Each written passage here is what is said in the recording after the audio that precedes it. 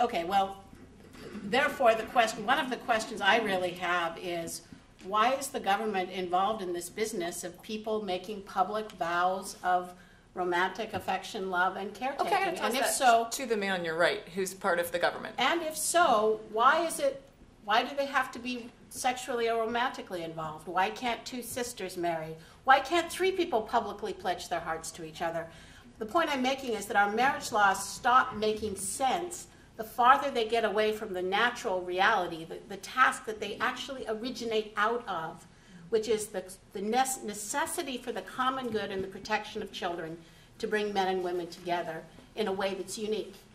And let's just get our state representatives here to jump in on that. The value of the state you both talked about a little bit before, mostly in terms of children. Is there anything you'd like to add to that? Well, just that from a legal standpoint, the people have already spoken on this. You know, we have a constitutional amendment that says marriage is between one man and one woman, and that no other marriage will be valid or recognized in Oregon. And so this whole conversation is about, well, yes, that may be so, but we didn't like the outcome. And so there's a small minority of people that want to change the outcome, and by changing the definitions to say that you have civil marriage and it's not really civil marriage, there's civil marriage and religious marriage, is to point out a difference without, it's a distinction without a difference. Michael Denver, also yes. representative of the well, state. you know, at the same time that we have ballot measure 36, which explicitly deals with this issue, we also have, you know, a number of laws that say that discrimination of people of same-sex people, for people on the basis of sexual orientation, is not tolerable here in this state. And you know, these two gestures are kind of up against each other in contradiction. And I think over time they're going to have to play themselves out. I believe that more and more Oregonians firmly believe that discrimination on the basis of sexual orientation is repugnant. And especially as they're getting older and older, you know, I see it myself as a teacher. I have seen, you know, I teach writing, so students are writing essays, often about their own lives and about their values, and I'm seeing changes over the years. I believe that where we're heading as a state and as a country, perhaps more slowly, I don't know, you know, is in the direction of overturning ballot measure 36. It's not going to be easy, but I think eventually that will happen. I promised I would end this at 1:30. It's coming quickly up on that. And I did just want to be able to go back down this row of people here. And I'm sure people will be around to talk a little bit afterwards. But if there is anything, this is a well-discussed issue. This is something that's been going on for a number of years. You've all been part of fora before, if that's the right word. Is there anything that you heard today that was new to you that made you think about this in a different way at all than before? And some of you, I know, have thought about this understanding and finding empathy with the other side, but is there anything new today that you heard that made you think in a different way? Bishop? And if the answer is no? I think the answer is no, which is not in any way disrespectful to the panel. The landscape is well laid out, and we walked through it once again. What we're not finding as a culture is a way to get decision focus within those conversations. So well spoken, I appreciate that. But I think we continue to talk about the same things, trying to find out where there's something new. But so well-trod ground, illustrating again the separate loci. Don't encourage me. I'm not willing to give over the debate to the civil realm fully. Marriage is defined in this culture, and Lutherans, if anybody, articulate about that distinction. But if it was a matter of civil law only, we wouldn't continue to rehash the same issues, you know. So it's not religious in terms of my church or your church, but there's something here, and I would say on a spiritual level, for lack of a better language, which continues to turn over the waters here, and it's hard to find how you articulate that.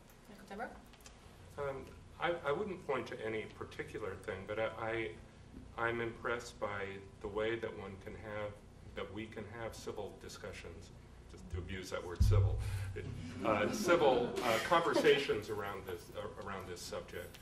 you know, I'm sure just about everybody in this room was around for the debate over Measure 36, where, you know, it was not conducted at this level.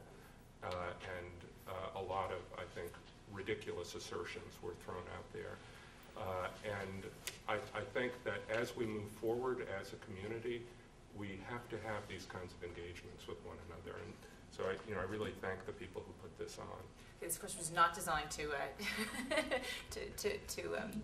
beg for that. Gina, Sure.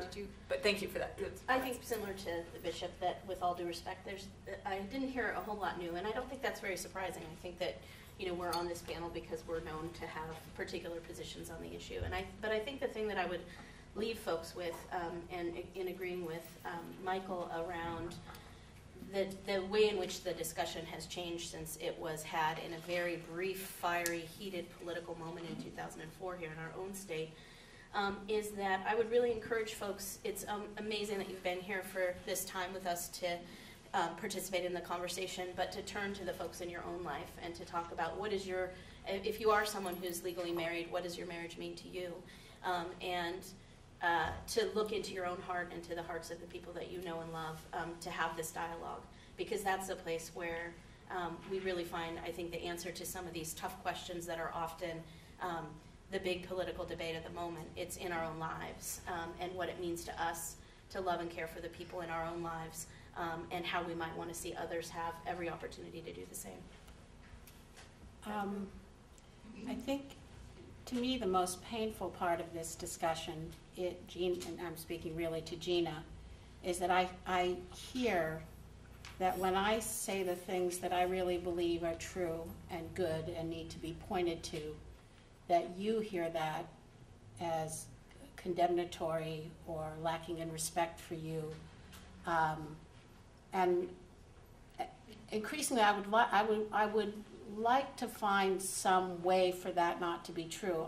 I'm not sure there is a way. A panel I did at Columbia Law School afterwards, a mother with a gay son came up and said that she felt that what I was saying was insulting to her son. And I said, well, can you help me? Is there some way I could say, you know, what I think, which is that we need to live in a society that, you know, in which the ideal for a child is a mother and father?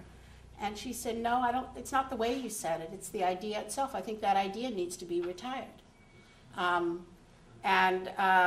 I would like to avoid a clash of moral ultimates because, you know, we want to live and let live, and I don't want gay people to be afraid. I don't want them to have bad lives.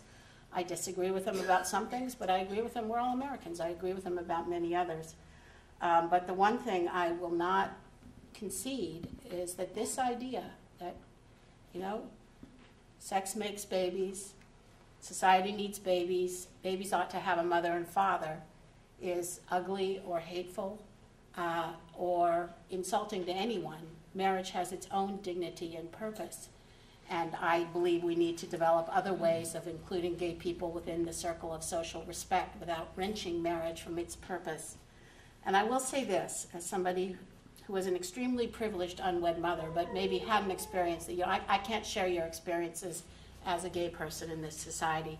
But one way in which gay, opposite-sex and same-sex couples are really, really different is that same-sex couples don't have the problem that a guy looks kind of cute on Saturday night, and 9 months later there's a baby, and 2 years later there's a baby wondering, where's my father and why doesn't he love me? This is happening in this city, in this community, in this country, again and again, and the suffering of those children are not taken very seriously. So I hope whatever happens with same-sex marriage, I hope I'm wrong that these are contradictory ideas, but whatever happens, I hope that we can find a way to focus on that suffering that is taking place and to recommit ourselves to a society where more children are raised by their mothers and fathers in decent, loving marriages. Dennis Richardson, anything new in your mind on this debate? The one thing that's new was Gina's Oh, opening. something new at the end. There was something new. Was this idea that somehow marriage isn't just marriage, it can be divided. It can be bifurcated into civil marriage and religious marriage, instead of the fact that marriage is what everybody understands it to be and what the voters indicated all across the country, that it is the union between a man and a woman. And so I think that that is